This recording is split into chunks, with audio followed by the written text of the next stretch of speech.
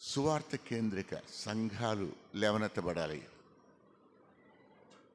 వాక్యం ఉన్నట్టుగానే వివరించేటువంటి అక్కడ పోషించబడేటువంటి సంఘాలు లేవనెత్తబడాలని ఆశించాను.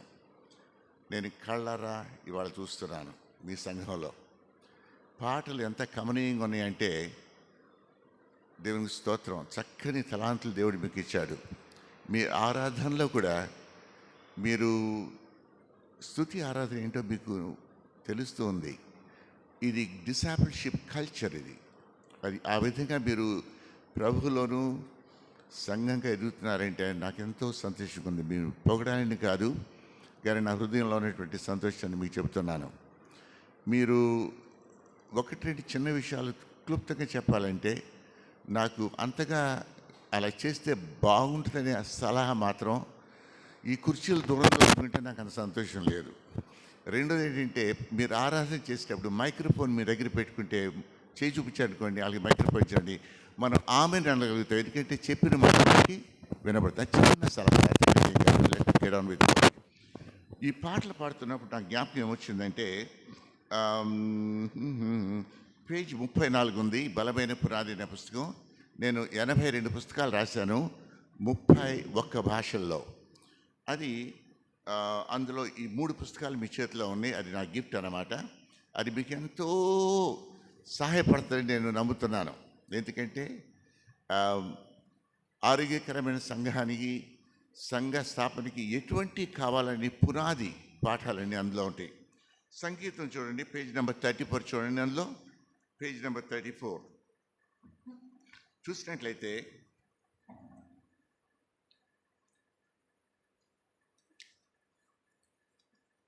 తర్వాత పూర్తిగా చదువుకోవచ్చు. 3 వచనాలు మాత్రం మీ దృష్టికి తీసుకొస్తాను. మొదటిది ఏంటంటే దేవుడు పాటలు పాడే దేవుడు. ఆయన జెఫనియా చాప్టర్ 3:17 ఉంటుంది. ఆయన పాటలు పాడే దేవుడట. నేను మొట్టమొదటిసారి చదివినప్పుడు అరే మన తండ్రి ఆయన గొప్ప స్వరంతో ఇంకా అసలు ఆల్మోస్ట్ గంతులు వేస్తూ ఉల్లసిస్తాడట. అది చూస్తే ఆయన ఇన్ హిస్ ఇమేజ్ మనలో మనల్ని చేశాడు కాబట్టి అది మనకు కూడా ఉంటుందన్నమాట. అందులో ఉన్న పాటలు పాడేటువంటి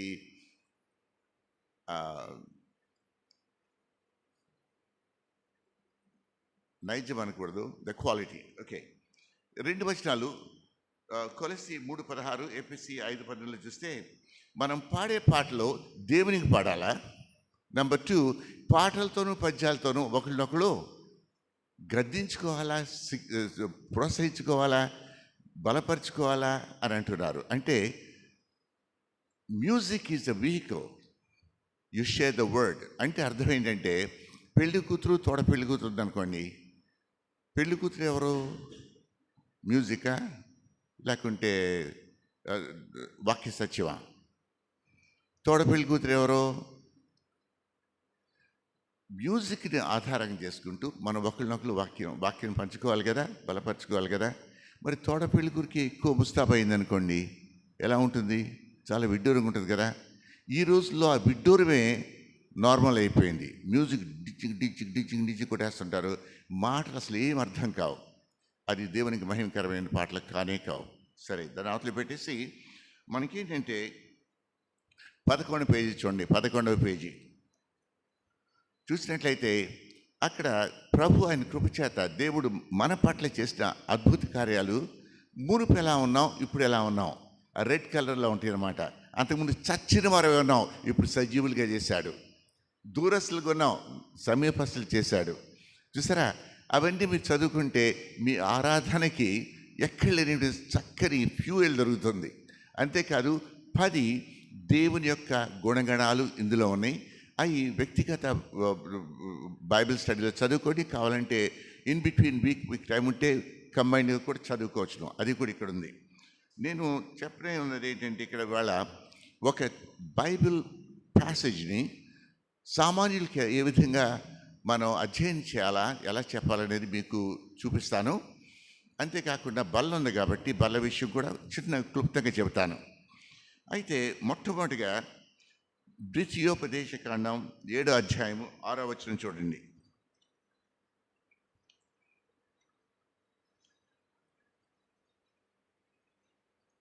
ద్వితీయోపదేశ కాండం 7వ అధ్యాయం 6వ వచనం. నీవు నీ దేవుడైన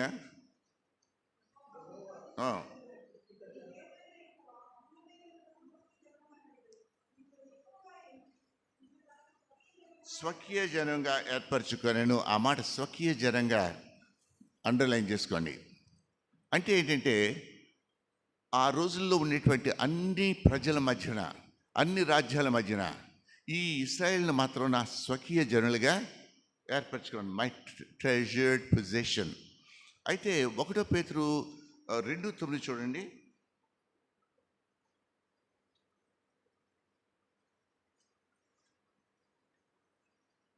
2:9. అయితే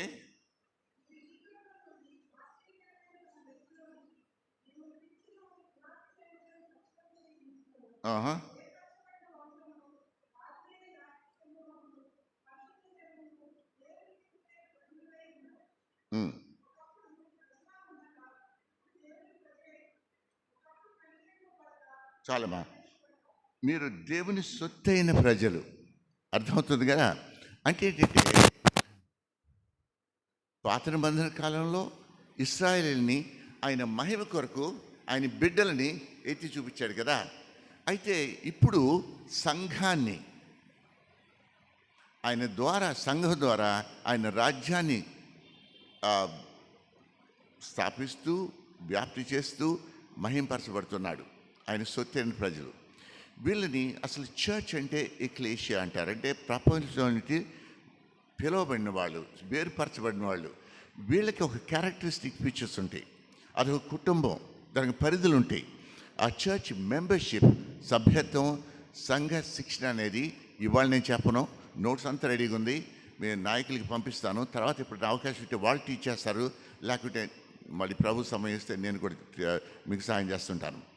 ఇప్పుడు ఏమవుతుందంటే ఈ ప్రత్యేకించినటువంటి ఈ ఆయన కుటుంబం యొక్క క్వాలిటీస్ ఉంటాయి.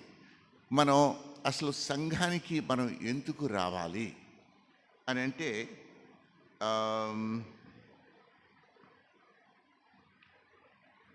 మీ పుస్తకంలోనే నేను పెట్టాను సంఘానికి ఎందుకు రావాలనేటువంటిది.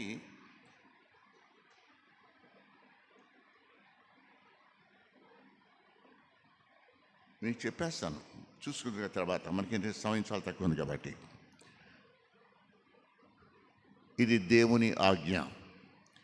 హెబ్రీయులకు రాసిన పత్రిక 10వ అధ్యాయం 24-25లో కూడుక మానక. నీవు దేవుని ప్రేమించినట్లయితే లోబడతావు ఆజ్ఞకి, అవునా? అంతేకాకుండా ఇలా కూడుకున్నప్పుడు మనలో ఉన్నటువంటి ఐక్యత, ప్రేమను బట్టి ఇతరులకు తెలుస్తుంది మనం దేవుని శిష్యులమని. అంతేకాకుండా ఈ కుటుంబంలోనే నీవు నిజంగా మారుమనసు పొందినట్లయితే రుజువు అవుతుంది. అంతేకాకుండా ఎవరికి ఎటువంటి తలాంతులు దేవుడిచ్చాడో అది అక్కడ కనబడుతుంది. చూసారా, క్షేమాభివృద్ధి కొరకు.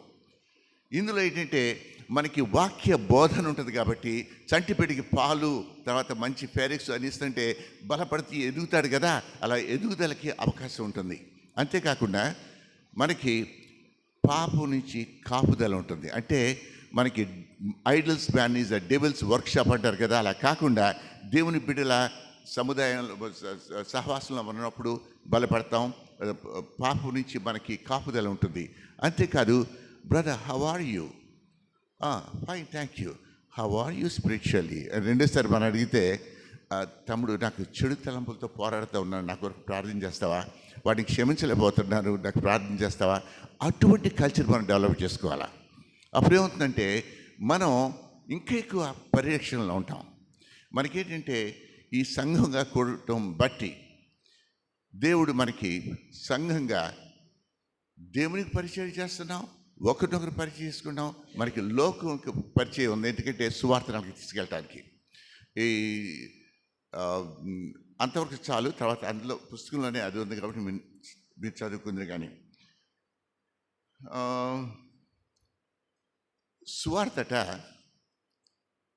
సువార్తలో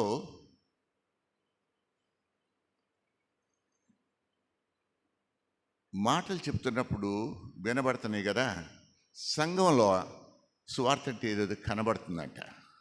అర్థమవుతుందా? ఎందుకంటే మనం ఉంగరం ఉందనుకోండి, ఉంగరానికి పైన చక్కని స్టోన్ పెడతారు, వాల్యుబుల్ స్టోన్, విలువైన రాయి పెడతారు కదా, ఏమైనా డబ్బులున్నంత వరకు అలా కొనుక్కుంటూ పెట్టుకుంటారు.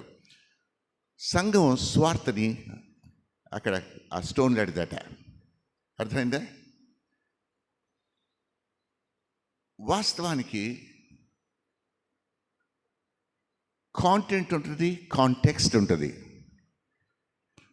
టెలివిజన్లోనూ సభల్లోనూ సువార్తని మాటతో ప్రకటిస్తున్నారు, కానీ సంఘంలో it's lived out. Caring, bearing, sharing, loving, correcting. అది content has a power when it is set from the context. సందర్భంలో మనం జీవిస్తున్నప్పుడే ఆ చెప్పేటువంటి మాటకి శక్తి ఉంటుంది కదా. చాలామంది సేల్స్ మెన్ ఉన్నారు ఈ రోజుల్లో, కానీ శాంపుల్స్ లేవంటారు. ఎవడైనా ఇక్కడ గన్నవరం వస్తే, లేకపోతే విజయవాడ వస్తే, అన్న మంచి సంఘం, ఆరోగ్యకరమైన సంఘం ఏమైనా ఉందా అని అంటే ఎతకాల. ఇవాళ నుండే సవాల్ని కొంచెం చెప్పి బైబిల్ అధ్యాయంలోకి వెళ్తాను. మొదటి పేజీ తీయండి, మొట్టమొదటి పేజీ, దానికి పేజీ నెంబర్ లేదు.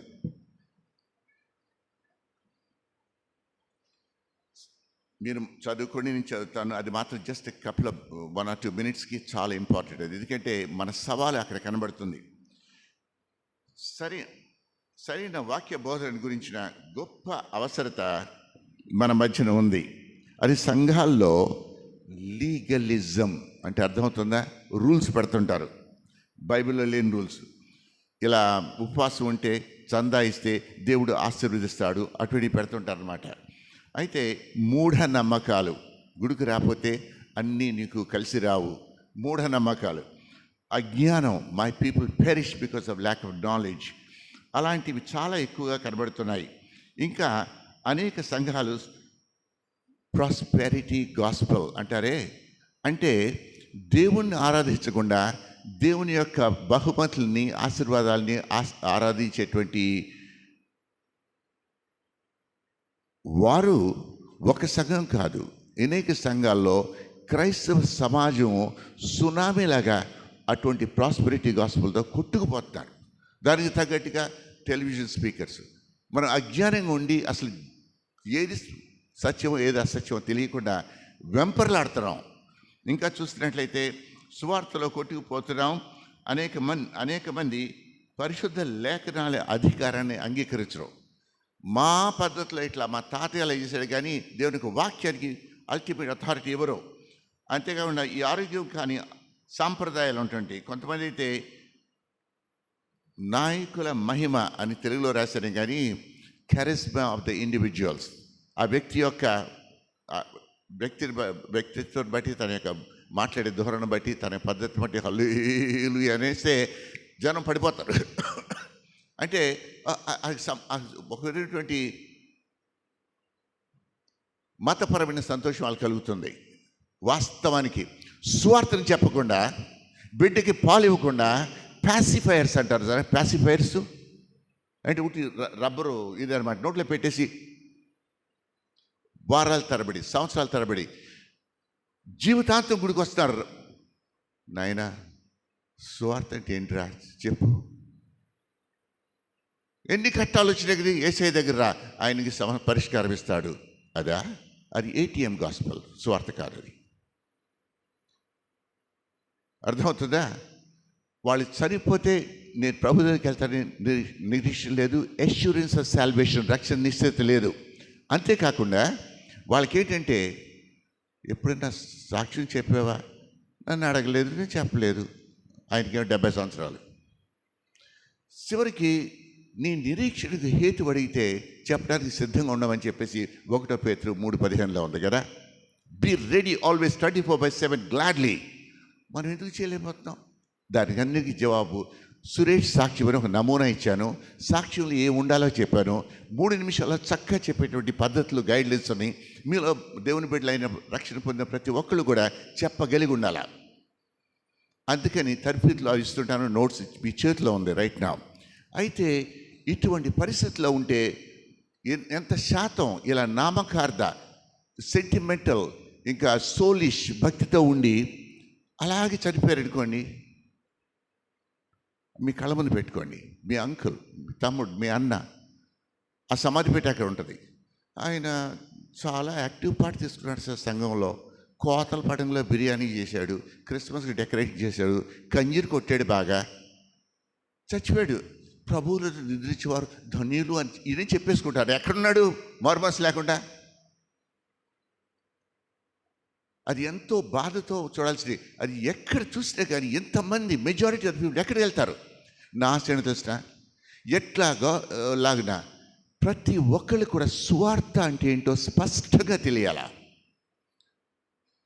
అది మనం తెలియచేసినప్పుడు రక్షణ కార్యం చేసేది పరిశుద్ధాత్ముడే, నువ్వు మార్చలేవు ఎవరిని. తర్వాత రక్షణ దాని ఏమంటారంటే ఫ్రూట్ ఆఫ్ రిపెంటెన్స్ అంటే పశ్చాత్తాప ఫలాలు కనబడతాయి జీవితంలో, మార్పు. ఆ తర్వాత సాక్ష్యం చెప్పగలిగి ఉండాలి. అంతవరకు ఉంటే చాలు. తర్వాత ఎన్నో నేర్చుకో అంటే దేవుడు రొట్టె వలన, మనుషుడు రొట్టె వలన జీవించడు, కానీ దేవుని నోట నుంచి వచ్చేటువంటి ప్రతి మాట. అంటే పౌలు గారు 20వ అధ్యాయంలో అపోస్తల కార్యంలో అంటాడు, I did not withhold from giving you the whole council of God. దేవుడు ఇచ్చిన పూర్తి ప్రత్యక్షతని మనల్ని నేర్చుకోవాలా. We have to feed on the word and feast on the word. కానీ మనం ఏం చేస్తుంటో తెలిసిన, దేవుని వాక్యానికి స్థలమేమో తలుపు దగ్గర పెడతాం. క్యాలెండర్లో ఒక్క వాక్యం ఉంటుంది. దానికి తోడు ఈ మధ్య చాలామంది ప్రబుద్ధులు తయారయ్యారు. ఈరోజు నీకు దేవుని వాగ్దానము. అరే వాగ్దానములని న్యాయాన్ని బైబిల్ ఉంటే నీ ఒక్క వాగ్దానం ఏలాడుతుంటారు. పోయిన సంవత్సరం వచ్చింది, ఇంకా ముందు సంవత్సరం వచ్చింది, నీ బతికి ఎట్లా అయింది, మారిందా అప్పటి నుంచి ఇప్పటికీ? అటువంటి చిలక్కొట్లు క్రైస్తవులు ఉన్నారు. చిలక్కొట్లు క్రైస్తవులు ఇప్పుడు విన్నారా మాట? ఇప్పుడనే మాట్లాడుతున్నాను నేను, జ్ఞాపకం పెట్టుకోండి. ఆ బ్రతికితే మనకి ఏమాత్రం నిజమైన క్రైస్తవుడు కానే కాదు. ముందుకెళ్దాం. ఇంకా నా ఆశ ఏంటంటే, సువార్త అంటే ఏంటి? యేసు ప్రభుని ప్రధానాజ్ఞ, మారు మనసు పొందటం ఎలా, రక్షణ సాక్ష్యం ఇతరులతో ఎలా పంచుకోవాలి, రక్షణ సాక్ష్యం ఒక మాదిరి, క్రైస్తవ విశ్వాసికి ఉండవలసిన గుణాలు, వాక్యపరమైన సంఘ లక్షణాలు, బాప్తిసము, ప్రభు యొక్క బలను గురించిన సరైన అవగాహన, తర్వాత వ్యక్తిగత స్వార్థ సేవలో చేయడంలో గమనికలు, సంభాషణపూర్వమైన కాన్వర్జేషనల్ బైబిల్ స్టడీ, బైబిల్ అధ్యయనం. అందరూ మన ప్రభు అయిన యేసుక్రీస్తు యొక్క సువార్తను స్పష్టంగా అర్థం చేసుకుని వారి పాపములకు పశ్చాత్తాపడి మారు మనసు పొంది యేసుక్రీస్తు శిలువలో వారి పాపములకు వెల చెల్లించి దేవుని ఉగ్రతని తప్పించాడని నమ్మిక కలిగి ఉండాలని నా తపన. వారు తిరిగి జన్మించిన వారై దేవుని ఆజ్ఞకు లోబడి బాప్తిసం పొందుతారు. వారు రక్షణ నిశ్చయత కలిగి ఉంటారు. వారి సాక్ష్యాన్ని లేకుండా నిరీక్షణ కారణాన్ని స్పష్టంగా పంచుకొనడానికి ఎల్లప్పుడూ సిద్ధంగా ఉంటారు. వారు ఒక స్థానిక సంఘంలో సభ్యులుగా ఉంటారు. ఒకవేళ ఇంతకు ముందే సంఘానికి వెళ్ళే వాళ్ళైతే క్రైస్తవ విశ్వాస ప్రాథమిక విషయాల్ని మరింత ఎక్కువగా వాళ్ళు అర్థం చేసుకుంటారని నా ఆశ. కొంతమంది ఉంటారు, వాళ్ళు ఏంటంటే ఫుడ్ కోర్ట్ ఉంటుంది కదా, ఫుడ్ కోర్ట్. ఇక్కడ 52 సంఘాలు ఉన్నాయనుకోండి, ఒక్కో వారం ఒక్కో సంఘానికి వెళ్తుంటాం. సీతాకు ఒక చిలుకులాగా. సార్ మీ ఏ సంఘాలకి? నేను సార్వత్రిక సంఘం సార్ అంటారు. ఊరి సార్వత్రిక సంఘం అంటే నీ కళ్ళ కనబడద్దా? భూతకాలంలో చచ్చిపోయిన వాళ్ళు ఉంటారు అక్కడ. వర్తమాన కాలంలో అన్ని సంఘాల్లో ఉన్న వాళ్ళు ఉంటారు, నిజంగా రక్షణ పొందిన వాళ్ళు, క్రీస్తు రక్షణ కడగబడిన వాళ్ళు. ఇంకా భవిష్యత్తులో ఉంటారు. వాళ్ళ కళ్ళ కనబడతారా? కనబడరు. నువ్వు ఎలా ఉంటావు మెంబరు? నీవు స్థానిక సంఘంలో నీవు కానీ if you not rooted, planted there, where is accountability? మనకి ఏంటంటే తెలియని కారణం చేత సంఘాలు స్థాపించేస్తుంటాం. నేనే చెప్పాలనుకుంటాం, నేను వెళ్ళకపోయినప్పుడు స్క్రీన్ పెట్టేస్తాం. కాపురికి గొర్రెలకి ఏమైనా కనెక్షన్ ఉందా? అది సగం అంటామా మనం? కెనాట్. చూస్తారా, అది మన సవాలు.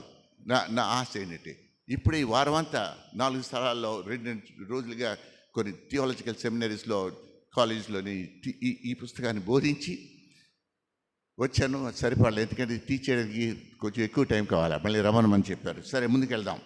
మనకేంటంటే సురేష్ గారి సాక్ష్యం అనేది 36వ పేజీలో ఉంది.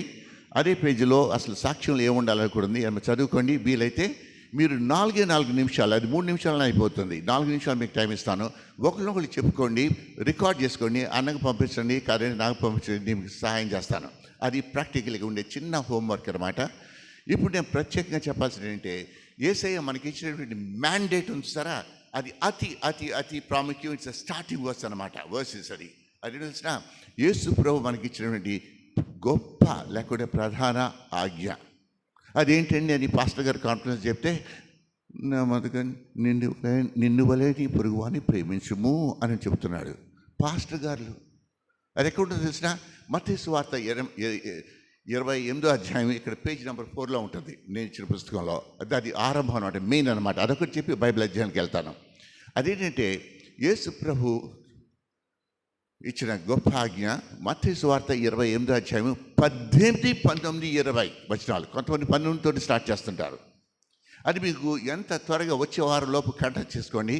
ఒక సలహా ఏంటంటే, అన్నగా తండ్రిగా మీరు ప్రేయర్ పార్ట్నర్స్ ఉండాలా.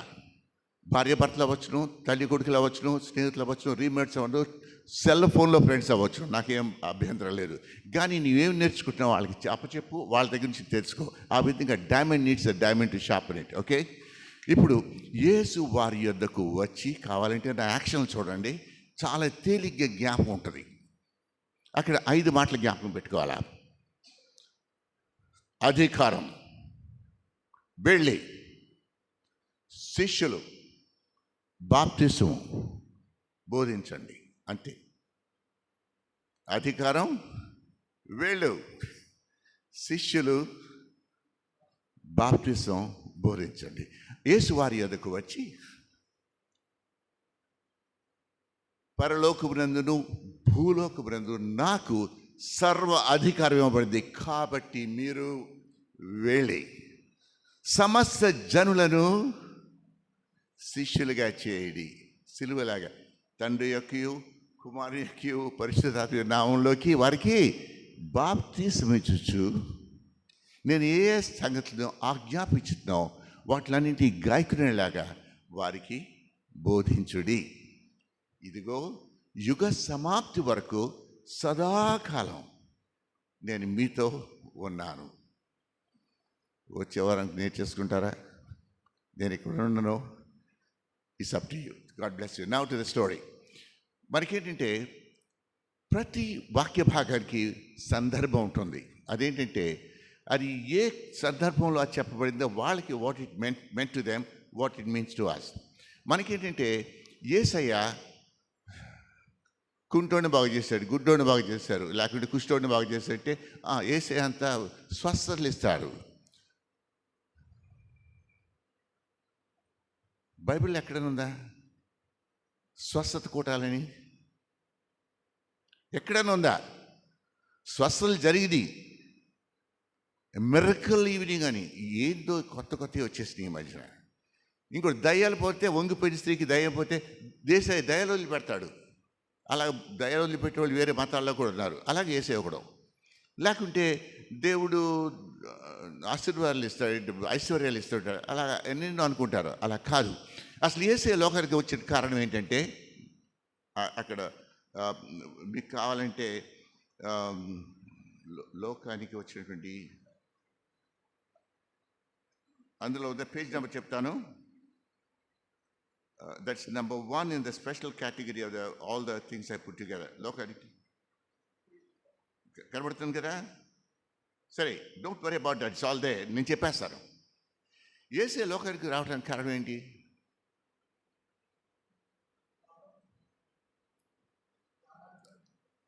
నాకు ఉద్యోగం రావాలా, ప్రమోషన్ కావాలా, నా కోడి గుడ్లు పెట్టాలా, గేదె పాలు ఇవ్వాలా, లేకుంటే మంచి అల్లుడు దొరకాలా?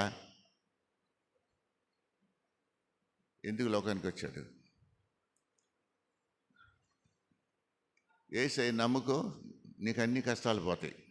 అది ఏటీఎం గాస్పెల్, సరైన గాస్పెల్ కాదు. యేసు లోకానికి వచ్చిందంటే వెల అనే మాట జ్ఞాపకం పెట్టుకోండి. 5 చెప్తాను. పాప క్రయధనంగా ప్రాణం పెడతానికి వచ్చాడు, మార్కు 10:45లో. ఇంకా తర్వాత సాతాను క్రియలను లయపరచడానికి వచ్చాడు, బందీగృహులను విడుదల చేయడానికి వచ్చాడు, ఈ శుభవార్తని ప్రకటిస్తానికి వచ్చాడు. అంతేకాదు, నన్ను చూస్తే నా తండ్రిని చూసినట్టే తండ్రిని తెలియపరచడానికి వస్తున్నాడు. అవన్నీ తర్వాత చదువుకొని, అది మనకి ఇంపార్టెంట్. అది మార్కు సువార్త 1వ అధ్యాయంలో మొదటి వచనాలు, ఎర్లియర్ వచనాలు బిఫోర్ 40 చూస్తే, ఆయన సమాజ మందిరానికి వెళుతూ ఉండేవాడు, వాక్యం చెబుతుండేవాడు. అయితే అక్కడ మామూలు వాక్యం చదివేవాళ్ళు, ఏదో బోధించి వెళ్ళిపోతుండేవాళ్ళు. దయ్యం పట్టిన వాళ్ళు కూడా అక్కడే కూర్చునేవాళ్ళు. వాళ్ళు కూడా దయ్యం పట్టిన వాళ్ళు ఇంటూనే ఉండేవాళ్ళు వీళ్ళ బోధనకి. ఇక్కడ యేసయ్య వచ్చి అక్కడ వాక్యం చెప్తుంటే ఓ అని వచ్చేస్తాడు. మరి దయ్యాలు పోయి ఆయన మామూలుడికి చెప్పినట్టు చెట్ల అధికారం కలిగిన వాడుగా బోధించాట. ఆయన ప్రత్యేకత, ఆయన కబురు అన్ని చోట్లకి వెళ్ళిపోయింది. ఆయన గలిలయ ప్రాంతానికి వచ్చాడు. అది సందర్భం అన్నమాట. అక్కడ ఆయన ఏంటంటే, ఈ 15వ వచనంలో చూస్తే మార్కు 1వ అధ్యాయంలో ఈ స్వార్థని ప్రకటించడం అంటే communicate, share with authority, to declare, to proclaim. Proclaim అంటే అర్థం అది. బాగుందా? అందుకు వచ్చాడు. ఇక్కడ ఒక కుష్ఠరోగి బాగుపడ్డాడు. Okay, I have just enough time to finish. కుష్ఠరోగి, బై ద వే, ఏ కారణం చేత నేను మర్చిపోతే మాత్రం మీరే చదువుకోండి. సువార్త అంటే ఏంటని క్లుప్తంగా పుస్తకంలో ఉంది. అది మీరు ఎన్నిసార్లు చదువుకుంటే అంత మంచిది.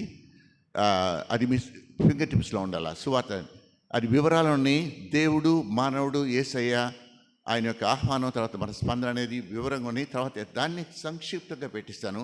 అది మీరు నేర్చుకోండి. సమయం తక్కువ ఉంది కాబట్టి మీకు బైబిల్ అధ్యయనం ఎలా చేయాలో మీకు ఒక రుచి చూపిస్తాను. అలా 20 ప్యాసేజెస్ ఉన్నాయి. అది తర్వాత ప్రభు అవకాశం ఇచ్చే కొద్ది మీ నాయకులకు నేర్పిస్తాను, వాళ్ళు ఇతరులు నేర్పించుకుంటారు. Now get on with the business. అక్కడ ఏంటంటే ముందు పరిస్థితి తెలియాలి. కుష్ఠరోగిని ఎప్పుడైనా చూసారంటే మేము ఎప్పుడు చూడలేదు సార్ అంటారు. నేను 27 దేశాలు తిరిగాను. ఇండియాలోను, ఆఫ్రికాలో కుష్ఠరోగులు ఎక్కువ ఉంటారు, వేరే దేశాల్లో తక్కువ.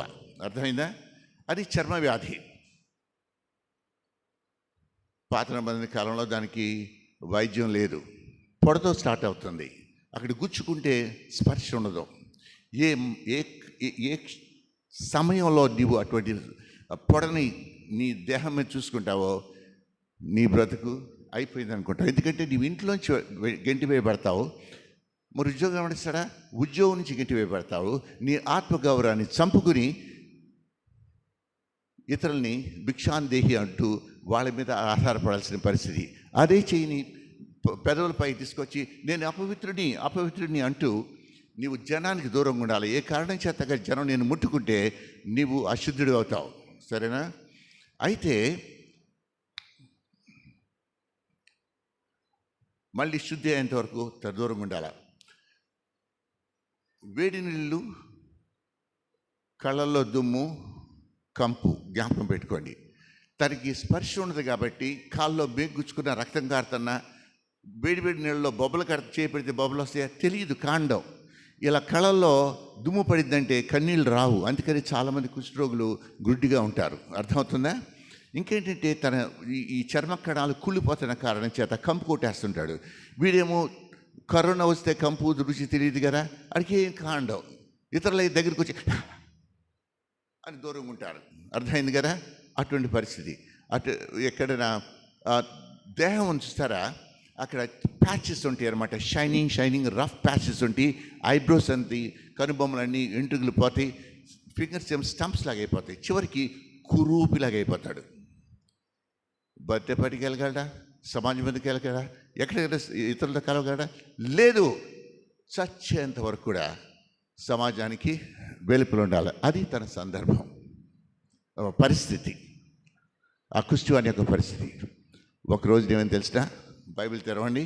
మార్కు సువార్త 1వ అధ్యాయం 40వ వచనం నుంచి 45వ వచనం.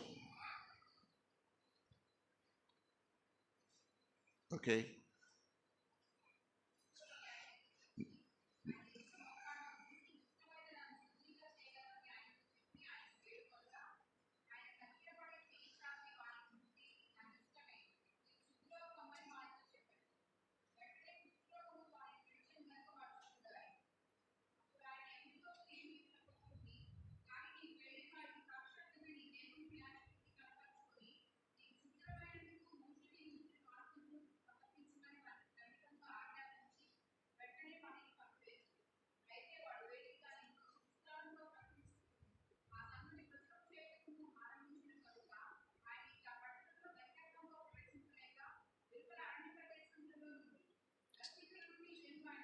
చాలమ్మా, థ్యాంక్ యూ వెరీ మచ్.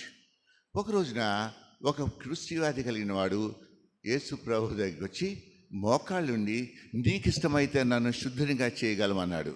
అయితే యేసయ్య కనికరముతో నింపబడి, ఇంకో ట్రాన్స్లేషన్లో కోపంతో నింపబడి అని ఉంది, ఫిల్డ్ విత్ యాంగర్ అని. ఎందుకంటే యాంగర్ నాకు ముందు అర్థం కాల. ఏ శత్రువు ఎవరు ఆ జబ్బు కలిగించారు? దేవుని సృష్టిగా చేయబడిన మానవునికి ఆ జబ్బు అని రావటం అనేది ఆ శత్రువు మీద కోపం. నీ బిడ్డను ఎవరన్నా కానీ హాస్టేజ్గా తీసుకెళ్ళిపోయి చేతులు కట్టేసి సిగరెట్తో కాలుస్తుంటే నీ సంతోషం ఉంటుందా? లేదు, పిచ్చి కోపం వస్తుంది. సో కోపంతో నింపబడి అంటే ఆ అర్థం కూడా ఉంది. I can accept both. కనికరంతో నింపబడి మామూలుగా అర్థం అవుతుంది మనకి. ఆయన చేయి చాపి నాకు ఇష్టమే శుద్ధుడు కమ్మన్నాడు. వెంటనే అది శుద్ధుడయ్యాడు కదా. అప్పుడు ఆయన ఖండితంగా ఆజ్ఞాపిస్తూ చెప్పాడు, ఈ సంగతి ఎవరితో చెప్పొద్దు, వెళ్ళు యాజీ కనపరుచుకో, నీ సాక్షార్థమై మోషే నియమించినటువంటి కానుకల్ని సమర్పించు అన్నాడు.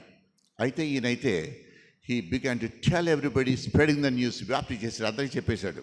ఆ కారణం చేత యేసయ్య సమాజంలో ఉండలేక నిర్జన ప్రాంతాలకు వెళ్ళాల్సి వచ్చింది. అయినా కానీ జనాలు ఇక్కడి నుంచి వెళ్ళారు. ఇప్పుడు గల కొంచెం కథ కొంచెం 2 సార్లు వినేశారు. అమ్మ చదివింది, దాన్ని నేను చెప్పాను కదా. మీరు చదువుకున్నా ఒకళ్ళు చెప్పుకున్నా కానీ 90% వచ్చేస్తుంది. ఇక ప్రైవేట్గా 5 minutes చదువుకుంటే అసలు కంటదే వచ్చేస్తుంది వాక్యం. వారానికి ఒక ప్యాసేజ్ నేర్చుకుంటే సంవత్సరంలో 10 సంవత్సరాల్లో you become a walking Bible. ఉట్టి చదివి కంటత పెడతామే కాదు, నేను ఇప్పుడు ఎక్స్ప్లెయిన్ చేసిన పాటలు కూడా జ్ఞాపకం పెట్టుకోండి. ఈ కుష్టివ్యాధి కలిగిన వాడు యేసు దగ్గర రావడానికి కష్టమా తేలిక? కష్టం. జనం తిట్టుకుంటారు, చర్చి గెట్ అవుట్ అంటారు. చీచి అనిపించుకున్నట్లయితే మీరే ఆయన స్థానంలో ఉండండి. ఎవరితో చీచి అనుకుంటే మీ మనసు చివుకుమంటుంది, గాయపడుతుంది కదా. రిజెక్షన్ ఆఫ్ పీపుల్, ప్రజల యొక్క తిరస్కారం, అదొకటి. అసలు ఏసైకి అపాయింట్మెంట్ ఉందా? ఆయన ఎప్పుడు చూశాడు అసలు స్వస్థత చేయడం? ఎన్నో కారణాల చేత రాకపోయి ఉండొచ్చు. ఇక్కడ మనకి ఏం కనబడుతుందంటే కుష్ఠవ్యాధి కలిగిన వాడు యేసు దగ్గరికి వచ్చాడు. ఊహించుకోండి, ఒక వ్యక్తి మోకాలు ఇచ్చే టైం లేదు కాబట్టి చేయట్లేదు, ఒకళ్ళు మోకాలు ఇచ్చిన నిలబడి ఉన్నాడు. మోకాలు ఇచ్చినవాడు ఎవరో కుష్ఠవ్యాధి కలిగినాడు. వాళ్ళ కళల్లో ఏం కనబడుతుంది? ఈ లోకంలో ఏ వ్యక్తి ఏ శక్తి కూడా నాకు సహాయం చేయలేరు, ఇక నువ్వే అయ్యా, లేకుంటే చచ్చేతోకి ఇలా ఉండిపోవాల్సిందయ్యా. వాళ్ళ కళలో ఏం కనబడుతుందంటే ఇంగ్లీష్ వచ్చిన వాళ్ళతో డీతో స్టార్ట్ అయ్యే వర్డ్ కావాలంటాను. డెస్పరేట్ అది కళలో కనబడుతుంది. ఇటైతే ఏసే కళలో ఏం కనబడుతుంది? కరికరం ఆల్రెడీ ఉంది కదా. ఆయన అన్నాడు, నాకు ఇష్టమే శుద్ధుడు కమ్మన్నాడు కదా. ఆ చెయ్యి చాపి కనికరం ఆయన ముట్టాడు కదా. నా ఆలోచన ఏంటంటే లూకా 7వ అధ్యాయంలో శతాధిపతి యొక్క సేవకుడు యేసయ్య మీ ఇంటికి వస్తానంటే, అయ్యో మా ఇంటికి రావడానికి నేను అర్హుడిని కాదు, మాట చెప్పు చాలు. అలా మాటతో స్వస్థపరచు కదా. ఆ ముట్టు కూడా మనకేం తెలుస్తుంది? ఆయన యొక్క ప్రేమ, ఆప్యాయత, అవునా కదా. సరే, మీరే ఆ వ్యక్తి స్థలంలో ఉన్నారనుకోండి, కుష్టివానికి యేసయ్య ముట్టుకున్నాడు, మీరు ఎలా ఫీల్ అవుతారు? గతంలో ఎవరు ముట్టుకున్నారు? అలా ముట్టుకుంటూ వల్ల ఏమి పొందుకున్నాడు? స్వస్థత. ఒట్టి స్వస్థత కాదు, స్వస్థతను బట్టి ఇంటికి వెళ్తాడు, ఉద్యోగం చేసుకున్నాడు, పెళ్లి చేసుకున్నాడు, అన్నీ ఉంటాయి కదా. అంటే జీవితాన్ని పొందుకున్నాడు. అది పాత జీవితమేనా? కాదు, క్రొత్త జీవితం. ఎందుకంటే నేను ఎక్కడికి వెళ్తాను కానీ ఎవరైనా ఆ యేసయ్యని గురించి చెప్పేటువంటి you will be a walking testimony, walking miracle. You carry heaven with you wherever you go. అలా ఉండాల్సింది ఇక్కడ పొరపాటు జరిగింది, చూస్తాం కొన్ని నిమిషాల్లో. అయితే ఏమైందంటే అంత అది అమూల్యమైనది, అంటే ప్రైస్లెస్, మన డబ్బుతో కొనలేము. అటువంటి పొందుకుని యేసయ్య ఏం చెప్పాడు తెలుసా? ఒకటి చేయొద్దు అన్నాడు, ఒకటి చేయమన్నాడు. ఇతరులు చెప్పొద్దన్నాడు, యాజకర్మ చేశాడు, ఆ ప్రకారం చేయలే. యోహాను 8:31 నా మాటలు గైకుంటేనే, గురువు మాటలు వింటేనే వాడి శిష్యుడు, లేకుంటే శిష్యుడు కాదు అని ఉంది కదా. మరి వాడి స్టూడెంట్ పొందుకున్నాడు ఆశీర్వాదాలు. ఆ డెస్పరేట్తో వచ్చాడు, నాకు ఇంకెవడో సాయం చేసలేని. ఆయన పూజించేది ఆశీర్వాదాలని కానీ ఆయన చెప్పిన మాట వినటం కాదు. మరి అందరికీ చెప్తున్నాడు, ఏం చెప్పి ఉన్నాడు? సాక్ష్యం చెప్తున్నాడు. మంచిదేనా? ఇక్కడ ఏసే అన్నాడు. ఆయనకు ఒక కారణం ఉంది, ఎక్స్ప్లెయిన్ చేశాను అందులో పుస్తకంలో, ఎందుకు చెప్పొద్దు అన్నాడని. అయితే అలా ఆయన ఏం చేశాడు, చివరికి చెప్పడం మొదలెట్టాడు. ఇందుకు విధేయతలో మీరే టీచర్ అయితే ఎన్ని మార్కులు ఇస్తారు? 0. అవునా కదా? మరి ఇటువంటి విశ్వాసి లేకుంటే ఫాలోవర్ ఆఫ్ జీసస్, యేసుని వెంబడించేవాడు శిష్యుడు అని చెప్పగలమా? Yes or no? నో అంటే మరి స్వస్థత పొందాడు సార్, ఆ పాస్ మార్కులు ఇవ్వరా? మత్తయి 5:45 దేవుడట మంచి వాళ్ళ మీద చెడ్డవారి మీద కూడా సూర్యరశ్మి ఇస్తాడంట, నీతిమంతుల మీద అనీతిమంతులు కూడా ఆయన వర్షాన్ని కురిపిస్తాడట. నీకు మేళ్ళు జరిగినంత మాత్రంలో నీ విశ్వాసాన్ని మాత్రం రుజువు కాదు. విశ్వాసం అనడానికి తాళం ఏంటి తెలిసిన? విధేయత. అవిధేయత ఎంత సీరియస్ అంటే సమూయేలు గ్రంథంలో ఉంటుంది, డీటెయిల్స్ అన్ని నోట్స్లో ఉంటాయి, మీరు రాసుకొని అవసరం అంత పుస్తకంలో ఉంది.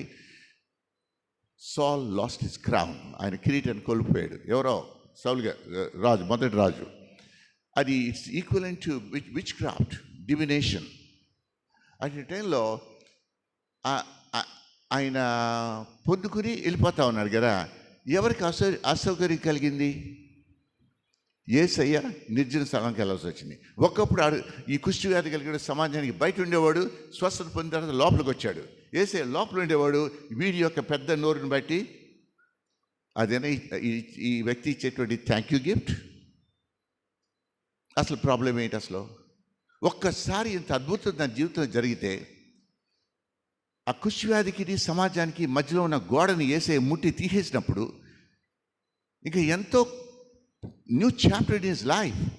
అటు టైంలో ఎంత సంతోషంతో ఉండి ఆ సంతోషంలో ఉద్రేకంలో కొట్టుకుపోయాడు, కానీ ఏది చేయాలో అది చేయలేదు. హలో, ఈ రోజుల్లో అలాంటి వాళ్ళు ఉంటారా? ఉద్రేకంలో కొట్టుకుపోతారు, కానీ ఏది సరైందో అది చేయరు. చిన్న ఉదాహరణ 2 నిమిషాలు చెప్తాను. ఒక యవనస్తురాలు ఒక యవనస్తుడితో ప్రేమలో పడిందట. తల్లి ఆయన ఎటువంటి వాడంటే, అయ్యి బాబోయ్ చాలా అందంగా ఉంటాడు అన్నాడంట. ఎవరో సినీ యాక్టర్తో పోల్చింది. గుడికి వెళ్తాడా? ఆయన హార్మోని వేస్తాడు, గిటార్ కూడా వేస్తాడు.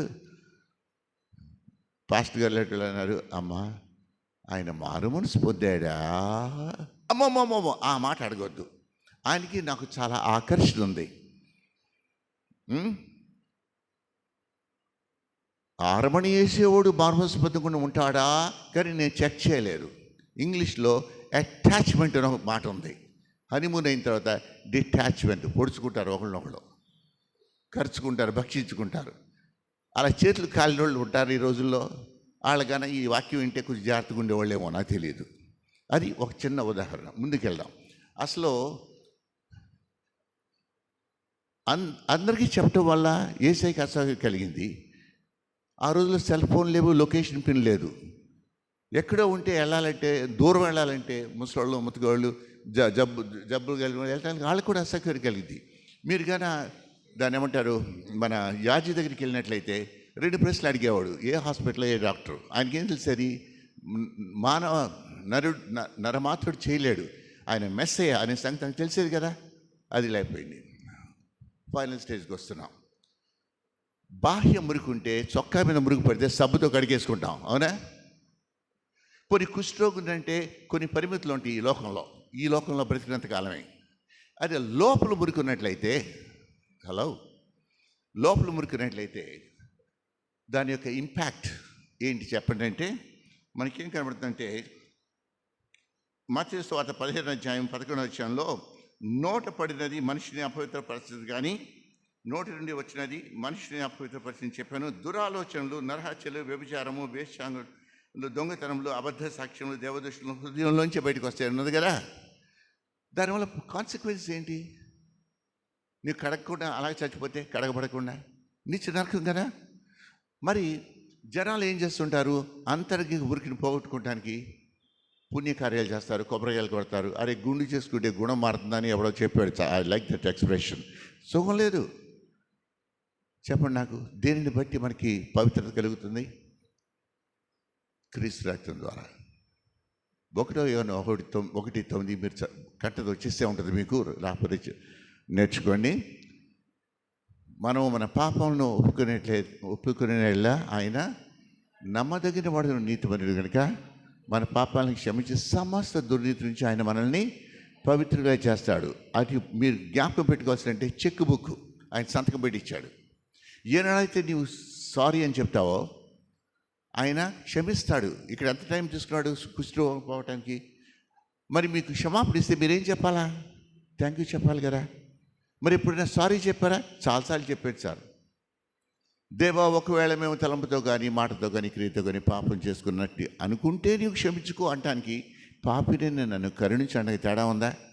అలా పొడి ప్రార్థన, నామకార్థ ప్రార్థన కాదు. మనస్ఫూర్తిగా నీవు క్షమాపణ కోరితే ఆయన తప్పగా అప్పుడు మనం స్తుతించాలి కదా. మరి ఎప్పుడైనా థ్యాంక్ యూ చెప్పావా? ఏనాడైతే నువ్వు థ్యాంక్ యూ చెప్తావో అది నీ ఆత్మీయ పుట్టినరోజు.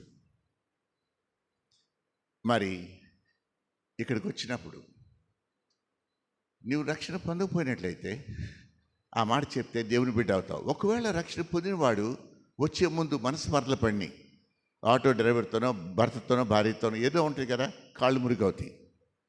ఆ మురుగుతోనే వచ్చి సాకలోడు మూటలాగా పాప భారంతో మళ్ళీ వెళ్ళిపోతావా? క్రీస్తు రక్త ప్రోక్షిత రావడానికి ఇది చక్కని అవకాశం. నేను 3 నిమిషాల్లో బల్ల విషయం చెప్తాను. దానికంటే ముందు ఒక చిన్న ప్రార్థన చేసుకుంటాం. ఇది చాలా విలువైన సమయం. అది కొన్ని క్షణాలు మీకు టైం ఇస్తాను ఆత్మ పరీక్ష చేసుకుంటానికి. అది ఎందుకంటే బలలో పాల్గొంటాం కదా, అందుకని చెప్పి చాలా ఇంపార్టెంట్ అది. ఆ తర్వాత బల్ల విషయం జస్ట్ 2 or 3 minutes చెప్తాను మీకు ఒప్పుకుంటే. Right, let's bow our heads and let's pray. మనం స్వపరీక్ష చేసుకుందాం. మన జీవితాల్లో ఏమాత్రమైన కల్మషం ఉన్నట్లయితే, ఏమాత్రం మలినం ఉన్నట్లయితే, స్పెసిఫిక్గా జనరల్ ప్రేయర్స్ కాదు, మీ మనసులో ప్రభు ఎదుట అయ్యా నన్ను కడుగు, శుద్ధి చేయి, ఆ పాపపు హ్యాబిట్స్ అలవాట్లని దాన్ని విరువు, set me free, God I thank you and praise you అని యేసయ్య దగ్గర రండి. ఆయన వాగ్దానాన్ని నమ్మి అయ్యా నన్ను కడిగినందుకు నీకు వందనాలు అని చెప్పుకోండి. God and Heavenly Father, I pray for each one who is truly confessing and preparing themselves to participate in your table. Father, we thank you for what you've done on the cross of Calvary. మమ్మల్ని అంగీకరించినందుకు, మళ్ళా సహవాసాన్ని పొందుకునేలా చేసినందుకు మీ వందనాలు. యేసయ్య ప్రశస్తను అడుగుతున్నాం తండ్రి, amen. బల్ల అనేటువంటిది ప్రసాదం కాదు, అది ఆజ్ఞ. అదేంటంటే ఆయన అది చేసేటప్పుడు ఆ డీటెయిల్స్ అన్నీ మీకు పేజ్ నెంబర్ 27లో ఉంటాయి. 27వ పేజీలో ఉంటుంది. చూద్దాం క్విక్గా, జస్ట్ 2 or 3 minutes. 27 అక్కడేంటంటే